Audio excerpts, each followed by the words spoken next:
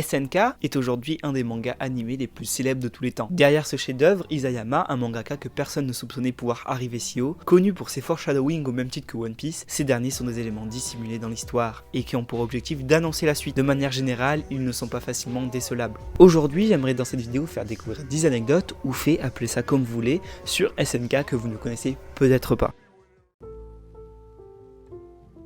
Le 9 novembre 2019, dans le manga, a eu lieu la chute des murs dans Shingeki no Kyojin, aka le grand terrassement. Ce qui est complètement fou, c'est que c'est pile 30 jours, jour pour jour, après la chute du mur de Berlin dans notre monde. Est-ce un hasard ou alors un coup de génie de l'auteur? À vous de voir.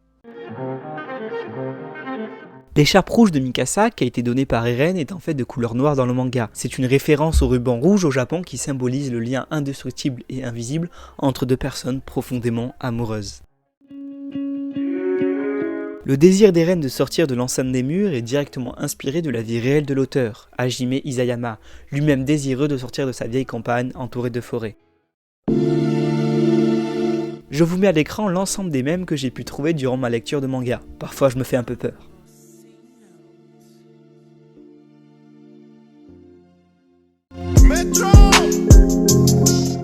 Dans l'épisode 3 de la toute première saison, Eren ne parvient pas à rester stable avec un kit tridimensionnel. Après de multiples essais, le jeune adolescent ne cesse de se casser la figure, notamment la tête. Lors du dîner, il apparaît avec un bandage autour du crâne. Pour les plus malins d'entre vous, vous remarquerez que Eren fume du crâne. Et oui, c'est un foreshadowing nous permettant de comprendre que Eren possède un des 9 titans primordiaux, à la capacité de se régénérer.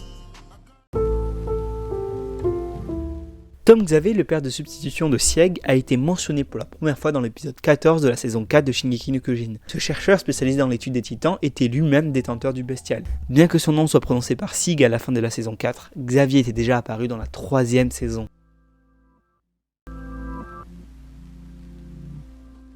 Une question toute bête et sans intérêt au premier abord, et pourtant elle donne un indice sur le monde extérieur. Les habitants intramuros sont qualifiés de titans à fourrure, de titans bestial. À aucun moment ils ne font allusion à un singe, gorille ou quelconque primate dans la connaissance et qui serait en toute logique présent à l'extérieur des murs. Tout simplement parce qu'ils ne savaient pas que ce sont des animaux, et c'est pour cela que Eren se pose la question. Il ne sait pas lui-même ce que est un singe. En plus de la situation, c'est encore plus explicite dans le manga japonais, avec les kanji et les katana. La stipulation de ce mot par émir aurait pu alors nous indiquer la provenance de celle-ci, ainsi que des guerriers qui n'ont pas cherché à savoir la signification de ce mot de par leur connaissance de ce terme. Si vous regardez sous les jaquettes des mangas, vous pouvez alors dès les premiers tomes voir le continent Mar. Cela peut paraître fou, mais je vous en prie, regardez. Sacha devait mourir dès la 2e saison, mais l'éditeur d'Isayama a eu la scène et est parti aux toilettes pour évacuer son trop plein d'émotions. L'auteur a donc changé ses plans pour la faire mourir bien plus tard. J'espère que cette petite vidéo vous aura fait plaisir, je finirai sur un seul mot évidemment, épicé.